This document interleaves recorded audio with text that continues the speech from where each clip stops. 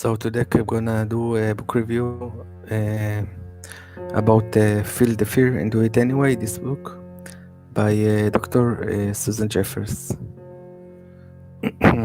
Okay, so please leave a like and subscribe if you enjoyed the content, and let's begin. So in Feel the Fear and Do It Anyway, you will learn how to stop being negative, how you can stop your negative thinking patterns, and how you can re-educate your mind to think more positively. So, chapter 1, what are you afraid of and why? There are 3 levels of fears. The first one is called the surface. Fear in this level involved in an external situation. For example, getting into a relationship, going back to school, or stage fear, or changing careers. Okay, so now the second level is the ego. In this level, fear is involved with our own ego.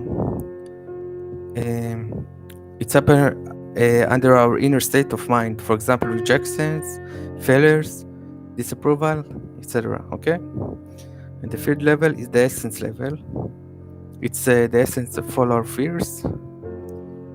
It's the fear of I can't handle whatever life will bring me. Okay? And this is the very important fear which we must address.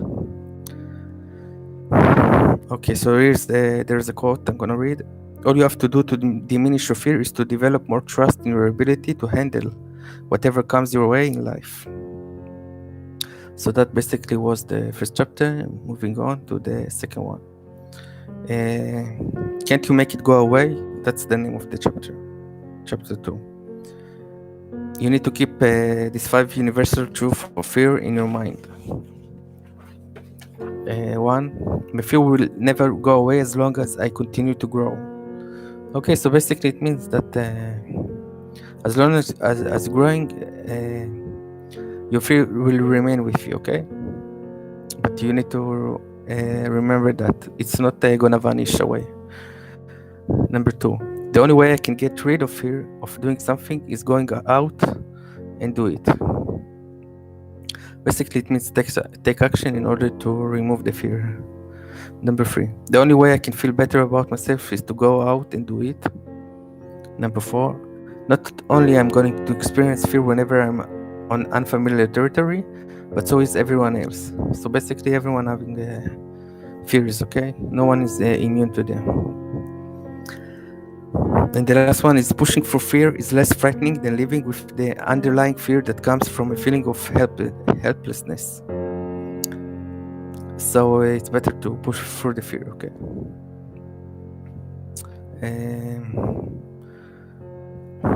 Okay, so that was the first 2 chapters. I'm moving on. Number 3, from pain to power. We need to change our position or mentality from pain to power. That's called reframing, okay? Because when we stay in the position of pain, we feel helpless, depressed, and eventually paralyzed. But when we shift to power, we have a choice. This feeling makes us feel excited and help us to take action. So, the first thing you need to do is to switch from pain to power vocabulary. Instead of saying I can't, I shouldn't, you need to switch it to I can, I should, I will, I'm responsible. And the second, you need to expand your comfort zone each steps, okay? You take small risks every day. Let's say you have fear to talk to public, then go to public programs. Talk to strangers, talk to one each day, etc. Okay. Chapter 4. Whether you want it or not, it's yours. Okay, so we're responsible for our actions, feelings, and emotions. Never blame external environment. Okay.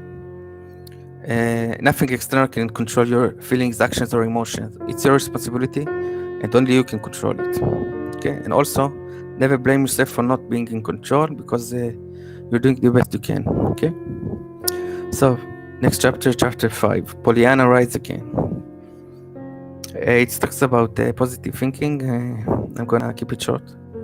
Positive thinking is one of the most difficult of all concepts to get across to people. Okay, one second. More than 90% of what we worry about never happens. So being positive is actually more realistic than being negative. If being a Pollyanna, which means it's a story about a girl who's positive, okay, creates a happier world for you and those around you, why hesitate for one moment? Okay, so that's it. Next chapter, chapter 6. When they don't want you to grow. You will find that some significant important people of your life don't seem to like the changes. It's because they're accustomed to interacting with you in a certain way, and when that pattern breaks, then they noticed that if they help you with the growth or just dragging you down. Do they support you in the right way? Do you prefer staying around them, or you should change? And when you get the answer to these questions, you have to make certain changes in your life in order to move from fear to power. So let's say your parents doesn't support your new path or something, you move out, okay? Or you try to explain them better why you chose that path, and they check if they're gonna support you. So that's the end of the summary. It was a short one.